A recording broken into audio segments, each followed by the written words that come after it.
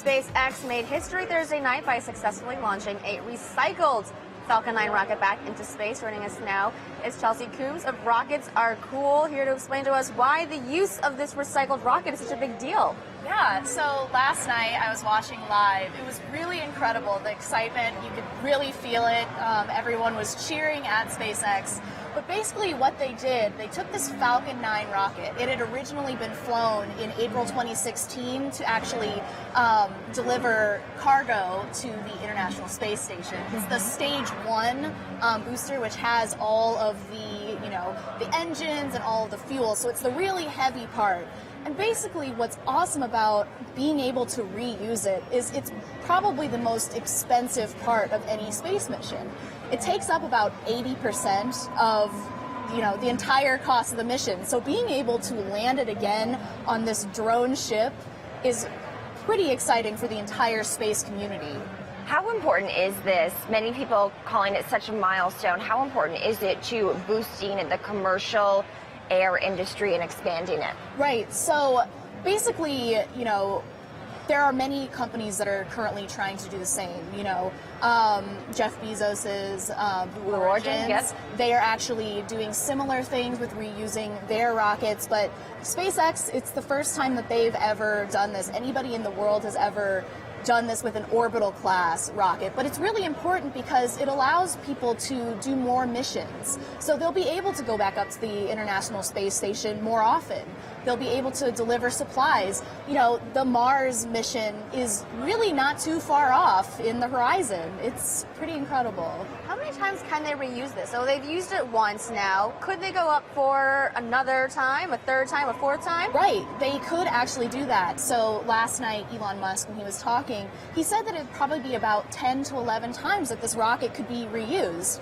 And with reusing the rockets, the places, the commercial ventures, like last night, a satellite by the company SES was actually put into space. So those companies can actually get a discount, up to a 30% discount on their flights up to the space station. That's amazing. It's pretty incredible. So it's not just a one-use thing, or you reuse it once. They can actually, or they're trying to reuse it over a dozen times. Right, exactly. And Elon Musk, he actually said that he wants to get the amount of time that it takes to refurbish the rocket. It took about 4 months this time to make sure things were all right.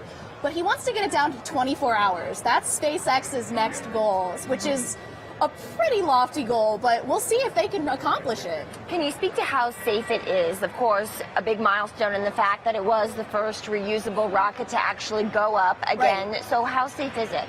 So safety is always a top priority, and SpaceX has actually said in yesterday's broadcast, they said that, they have to make sure that every single part is rechecked. You don't want to go up there with a payload or even humans and have something catastrophic happen. So they really make sure that they can do that. I was just going to ask, too, because right now they're just sort of sending up supplies, reinforcements. When will they start maybe trying to use these rockets to launch human expeditions, recycled rockets for human expedition? Right. I mean, right now they don't really have a solid timeline, but I would expect probably within the next, 5 to 10 years, maybe even sooner, depending on how quickly they can get these new missions going. Okay, so let's talk about what's next. SpaceX has suggested it may launch a handful of what it calls these flight-proven rockets this year. What are these flight-proven rockets? Do you know anything about these? Yeah, I think they're basically rockets that they have, launched previously, and they're basically, it's just trying to make things reusable. There's a lot of kind of debris and things. I wouldn't say junk, but in the previous missions that NASA did, for instance, the Saturn V rocket, basically it would go into the ocean and they wouldn't be able to use it again. But like I said previously, that is the most expensive part of a mission. Yep. So being able to reuse these is a pretty amazing feat. Right. Well, there's some other news that was in the history that was made yesterday as well. Peggy Whitson, the first woman, right, to be able to walk record-breaking 8th time in space from Iowa, originally, your native state. So tell us how significant this spacewalk was on Thursday. Right. It's an incredible feat. She's actually third in amount of time that she's been spacewalking. She broke the record for women in spacewalking, and now she's done 59 hours in space. She's gone to the International Space Station 3 times at this point, so she's quite the veteran.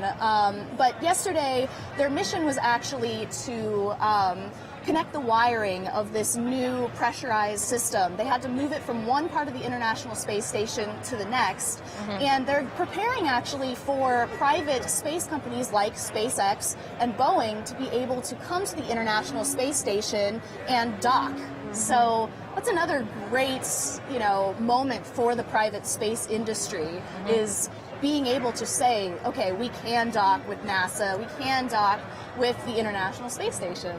There's also an experiment going on in Peru, I believe, where they are simulating growing conditions on Mars. What's going on there? Right. So the International Potato Center, which is a great name, by the way, they're doing an experiment where they are simulating Mars's conditions, with the pressure, the temperature during the day and the night, and the carbon dioxide and oxygen levels. And they're using Peru's desert soil, which actually kind of matches Mars's soil. It's very salty, it's pretty dry. They're showing that they can grow potatoes similar to the Martian. Right. I was just going to say, didn't Matt Damon already prove that we could already do this? I know. I wish that it had been a peer-reviewed study, but basically it's a proof of concept where basically they're showing, we could make potatoes on Mars. There are other kind of labs set up around the world to kind of simulate these types of environments. We know there's one in Hawaii that reporters have been able to go to, that scientists kind of live in this Mars simulation. Is the one in Peru very similar to the one in Hawaii? It is. So they're basically just doing a ton of experiments. This one, like I said, is focused on potatoes and seeing how well these can grow. They genetically modify them to make them able to survive these conditions. But it doesn't just help for our ambitions to go to space. It actually helps because climate change is making our soil a little bit drier. The soil might not be in the best condition. But being able to grow these potatoes in these conditions will really help people here on Earth. Let's talk a little bit more about SpaceX. So then in May, it's expected to launch the first of a refurbished Dragon cargo capsule, right? Obviously, this is happening for NASA, one of these contracts that it has. But what is all that about? Many of us, I think, by now know these booster rockets, right? But what is the Dragon capsule about? So basically, the way that these rockets work, there's a stage 1, so that was like the Falcon 9. Then there's a stage 2 that basically, after the first stage, takes all of those and the Dragon capsule on top up. Basically, the second stage propels it up even further. But reusing the Dragon capsule is, once again, another great economic use. And this has also never been done before. They've never been able to use a second Dragon capsule. When will the next experiment be to relaunch one of these refurbished rockets? I think it should be in the next year or so. They've been doing launches that are similar to this, but it takes about, they've got to refurbish this rocket again. Right. But they do have extra Falcon 9 rockets that they can use pretty much right now as long as they're refurbished. So the Dragon capsule, that's the third stage, stage 3? Yes. Okay, and that's what you would see then on the top there where you were showing these videos. That's kind of like the dome part, right? Exactly. Okay, exactly. The point of it, basically. So the point is just to hold the cargo. It's basically the payload of any mission is going to be at the top of the rocket. So, previously, at the very beginning of space exploration, NASA was using old nuclear missiles, and they were taking the actual bomb off of the top of the rocket and putting actual cargo and rockets and things to fly up to or orbit or up to the moon. Do we know how much you can store in that cargo capsule? I think in the last mission, it was something like tens of thousands of pounds. So they're improving it every day. The rocket that could hold the most right now was the Saturn V rocket, which hasn't been launched since the 70s, basically. Sure. But I think SpaceX has this kind of mission to create a rocket and create a cargo ship that can actually do that. I think what's fascinating is that these types of launches have also set off a new sort of media of just watching these things every single time. Every single time we have one of these rocket launches, thousands of viewers concurrently tune in. When you were watching yesterday, what were some of the comments that people were writing as they were watching it? What was the most exciting part of the launch for viewers? Right. We hosted it live on Rockets Are Cool, and I think the coolest part for people is just being able to say, we as a human race are doing something again with space. People are excited to watch these rocket launches. I mean, remember Apollo 11, everyone was gathered around their televisions waiting to hear if they had actually gone to the moon and if they'd gone to orbit. And so I think we're really in a moment when we're kind of revitalizing that sense of community around space. And Musk was tweeting up a storm, of course, in and around the time that this actually did launch. And talk to us more about the way that he took it all in and his response to it. It was pretty incredible. He seemed a little bit nervous, but it was like nervous excitement when he was talking to the camera right after this incredible historic launch had happened.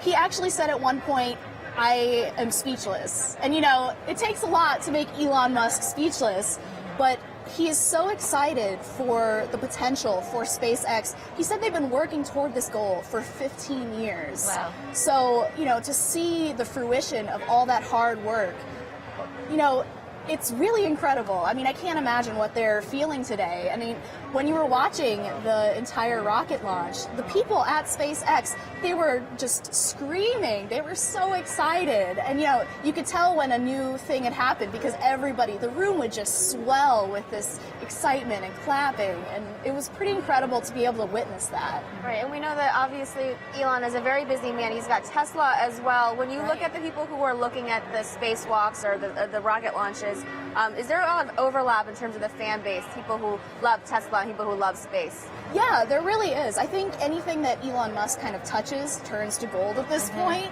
but everyone is really fascinated by what his next move is.